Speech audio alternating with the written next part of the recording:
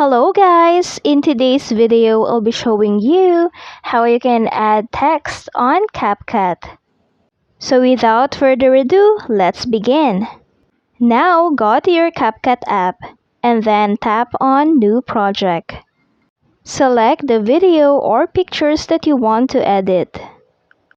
After selecting the video, you can see at the bottom this option, Text. Just tap on that. And then you'll see Add Text. Just tap on that. You can now enter the text that you want. You can add text as many as you want. And on your text, you can also add your style, the effects, or the animation that you want to use on your text. You can add font if you like, and there's a lot of options right here. You can also add color and effects on your text. And you can also add animation on your text. There are many animation options that you can choose from. And that's it. I hope this video helped you out. Thank you for watching.